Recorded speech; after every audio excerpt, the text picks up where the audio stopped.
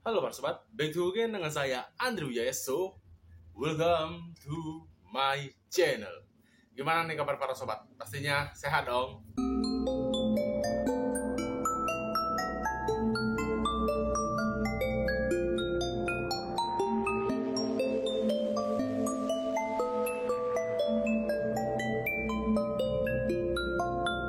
Seorang wanita yang terbilang usianya cukup muda ini mencoba mengadu nasib ke negara tetangganya. Bukannya uang yang didapat, melainkan kematian di tangan majikannya. Dia mengalami siksaan, pukulan, dan harus kelaparan di sebuah flat di Bishan, Singapura. Inilah kasus pembunuhan Piang Ngaidon, ART asal Myanmar.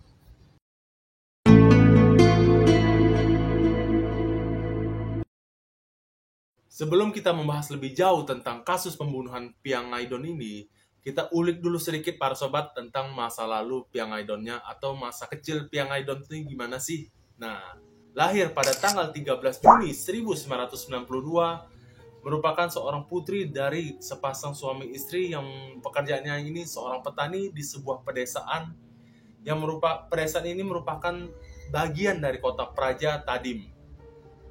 Nah, kota Praja Tadim ini termasuk dalam wilayah bagian dari negara bagian Chin, para sobat. Nah, negara bagian Chin ini merupakan negara bagian termiskin di daerah Myanmar, para sobat. Ketika Piang berumur 4 tahun, ia harus kehilangan kedua orang tuanya dan harus hidup dengan ke-10 saudaranya, para sobat, berjuang keras dengan mengelola ladang peninggalan dari orang tuanya ini agar bisa hidup, para sobat. Piang ini bersekolah hingga kelas 9, para sobat. Ya, kurang lebih pas kelas 3 SMP dia keluar untuk mencari kerja dan untuk membantu perekonomian keluarganya ini. Jadi keluarga Piang ini sangat miskin ya para sobat ya. Pada tahun 2010, Piang ini akhirnya menemukan belahan jiwanya, ya, seorang pria yang ingin dipacarinya. Pacaran lah, mereka kan jadian. Nah, cuman giliran Piang ini hamil ya, laki-lakinya ini memakai jurus 1000, kabur entah kemana entah, tidak ingin bertanggung jawab, mungkin belum siap tapi enak-enak mau. Gitu para sobat. Cuman dari Piang ini dia tetap mempertahankan janinnya dan akhirnya melahirkan seorang putra pada Februari 2013. Dan putra satu-satunya si Piang ini diberi nama Mung Lam Tuang. Setelah punya anak, Piang ini pun harus bekerja ekstra kuat ya para sobat ya, dimana perekonomian keluarga saja tidak baik-baik saja ya kan. Sedangkan tambah lagi tanggung jawab seorang putra para sobat ya, seorang anak, belum lagi susu, pampers dan makanannya segala macam kan. Dan akhirnya Piang ini pun mati-matian bekerja, bahkan menjadi kuli bangunan pun dia lakoni para sobat. Nah, dia merasa menjadi kuli bangunan ini upahnya ini tidak besar ya.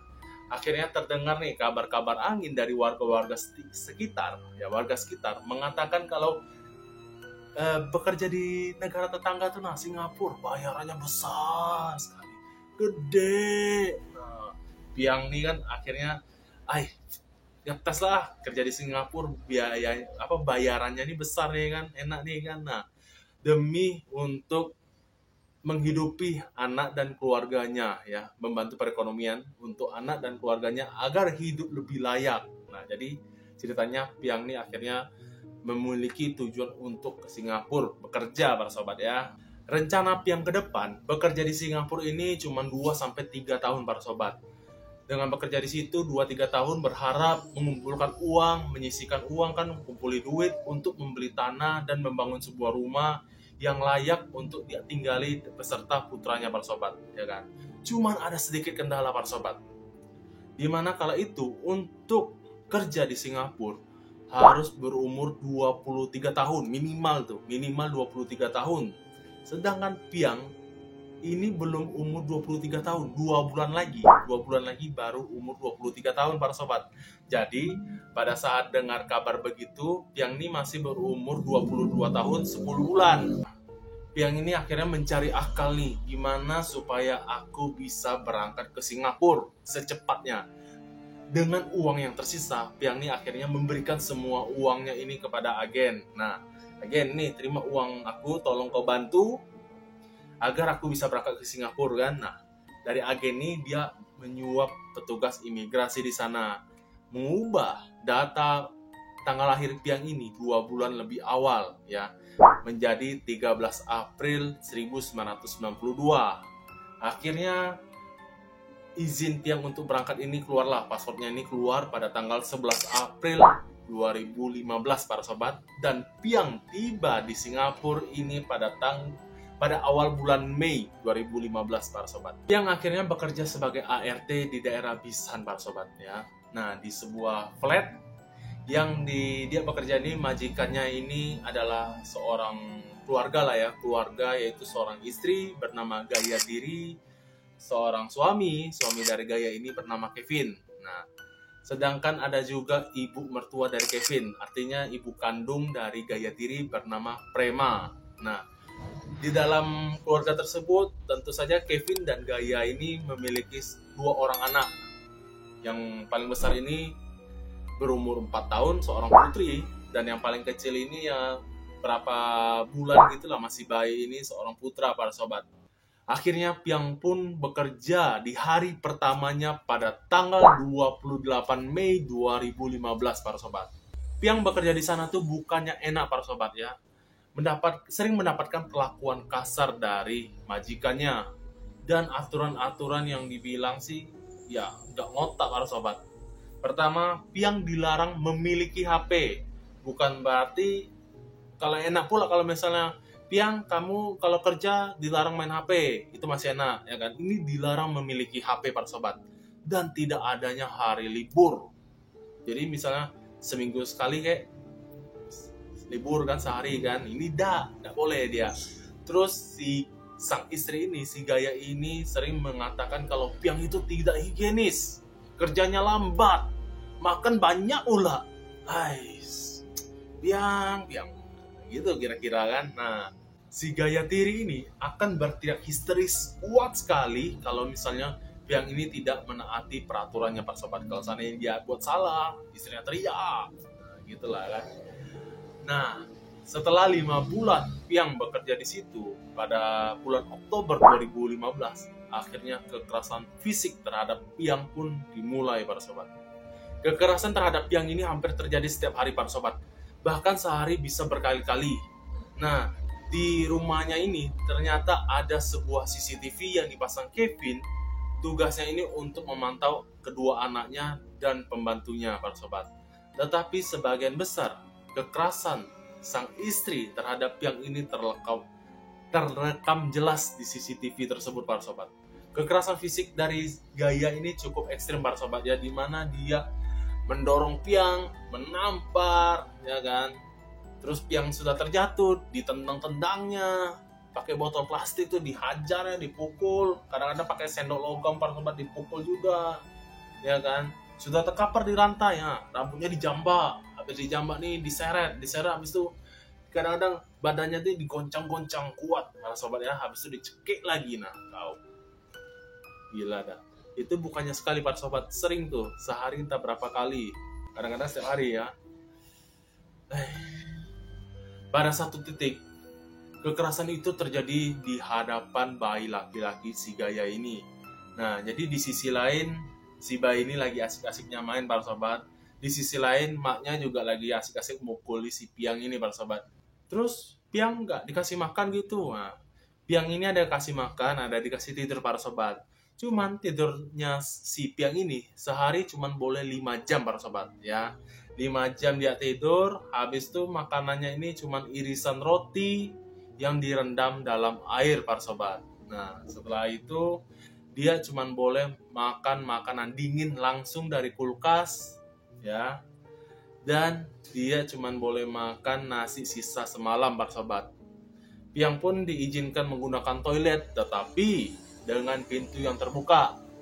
Di saat bekerja, Piang pun harus memakai masker yang berlapis-lapis para sobat. Nah, sesek gak tuh? Kerja pakai masker berlapis-lapis, ya kan? Si Gaya ini beranggapan kalau si Piang ini tidak higienis para sobat. Selain si Gaya, sang istri ini, ternyata Kevin dan ibu mertua dari Kevin ini, Prema, ya kan? itu juga ikut andil dalam kekerasan yang dialami oleh Piang.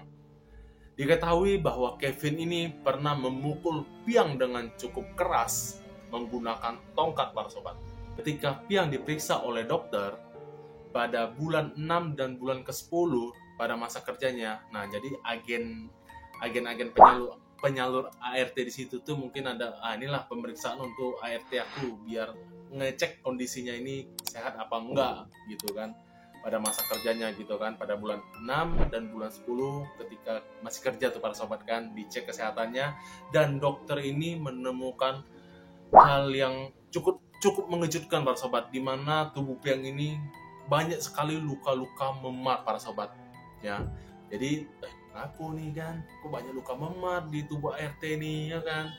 Nah, si majikannya ini, si Gaya ini ya kan, memberikan alasan, Piang tuh kerjanya itu terlalu kaku, terlalu lambat, sudah lambat kerjanya udah mentingin keselamatan dewek lagi, sering jatuh pada saat bekerja hingga muncul luka memar tuh.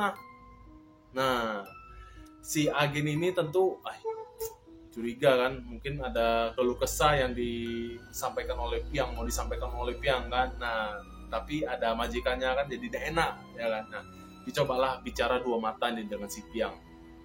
Ada apa? Misalnya, ada apa kau? Kenapa Piang? Kenapa kau kok badan kau memar-memar? Kau dipukuli sama majikan kau yo. Tetapi intinya Piang menjawab, aku baik-baik saja. Sedangkan si agen ini, ya sudah, kita ganti ART baru aja. Kita tukar. Kalau Piang emang lambat, kaku kan, sering jatuh dewe atau gimana, kerjanya agak beres, kita tukar aja sama ART baru bisa kok. Nah, tetapi si majikannya ini menolak untuk mengganti ART. Meskipun Piang tidak memiliki HP, tetapi dia berhasil untuk menelpon keluarganya di Myanmar. 4 panggilan awalnya ini para sobat, dia jadi nelpon keluarganya ini ada 5 kali para sobat. Di 4 panggilannya ini dia hanya menanyakan kabar dari anaknya dan juga keluarganya apakah sehat-sehat saja ya kan. Nah, di panggilan kelimanya ini Piang mengeluh kepada keluarganya kalau dia tidak enak badan dan ingin pulang ke Myanmar. Dan itulah panggilan terakhir Piang. Setelah panggilan kelima itu, pada malam harinya ketika Piang tidur di lantai, dia tiba-tiba saja diikat oleh majikannya di kisi-kisi jendela para sobat. Dan kejadian ini berlangsung selama 12 hari. Pada malam hari tanggal 25 Juli 2016, Piang ini dipukul habis-habisan oleh sang istri dan juga si Prema ini, ibu dari Gaya ini kan, dipukul habis-habisan, disiram air ya kan di tubuhnya. Yang ini sudah memohon belas kasihan dari majikannya para sobat. Tetapi majikannya ini mengatakan, kau pantas menerima itu karena kau telah mencuri makanan dari kulkasku. Pada pukul 5 pagi, sang istri ini kayak kesetanan para sobat.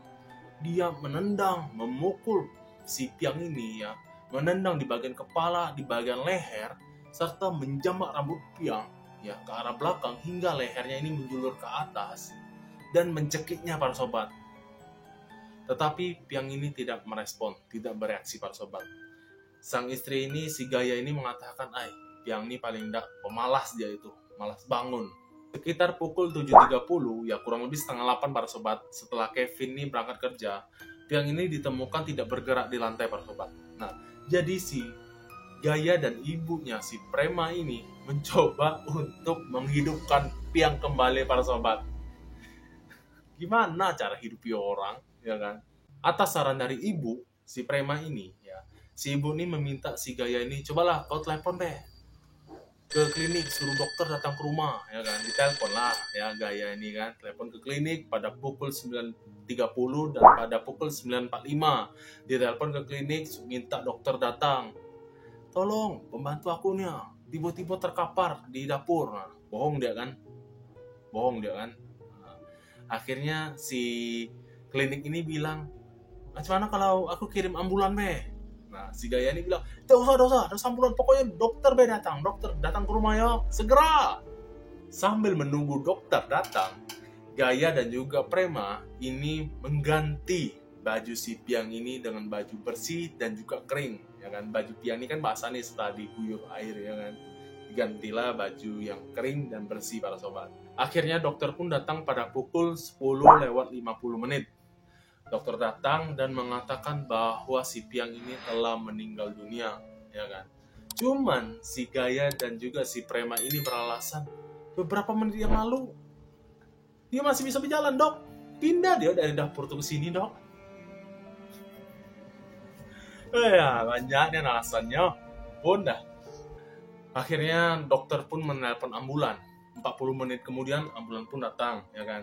Nah, para medis yang mengecek si Piang ini mengatakan wanita yang berumur 24 tahun ini telah meninggal dunia diakibatkan oleh trauma benda tumpul, kekerasan benda tumpul gitu di bagian leher yang menyebabkan suplai oksigen ke otak itu tidak ada, para sobat. Nah, autopsi pun dilakukan. Ahli forensik pun mengatakan bahwa Piang ini mengalami 31 luka baru dan 47 luka lama, para sobat, di tubuhnya ini, ya kan. Nah, selain itu penyebab kematian si Piang ini diakibatkan oleh malnutrisi.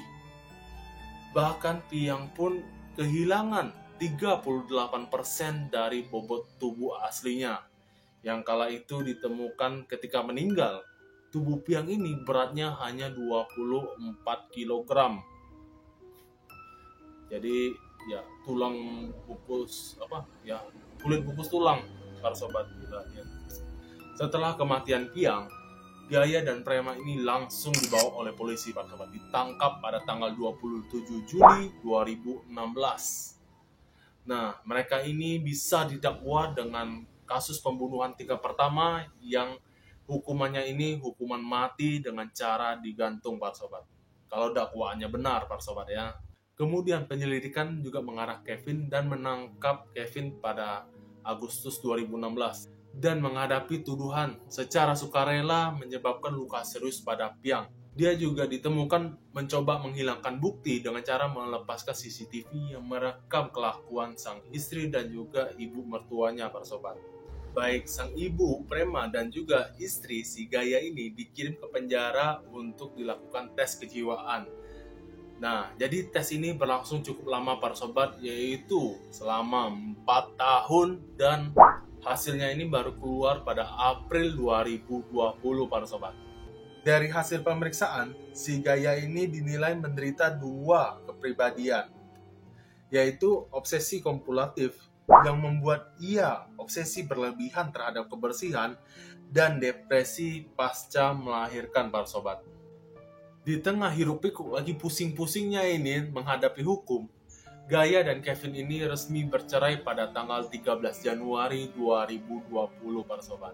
Atas pertimbangan hakim tentang kesehatan mental yang diderita Gaya yang dialami sejak Februari 2015 dan diperparah dengan aborsi anak ketiganya pada Februari 2016, hakim memvonis Gaya dengan hukuman 30 tahun penjara, para sobat.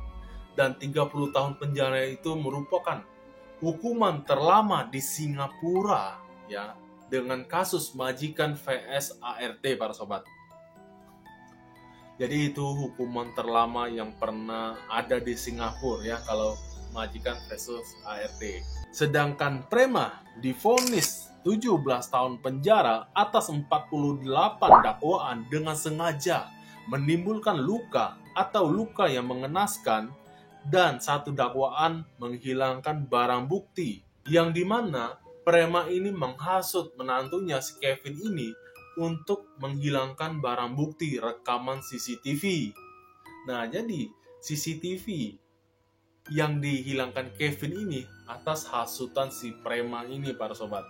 Sedangkan Kevin ini mendapatkan 5 dakwaan, para sobat, yang dimana secara sukarela menyebabkan luka serius pada si Piang dengan hukuman maksimal 10 tahun penjara.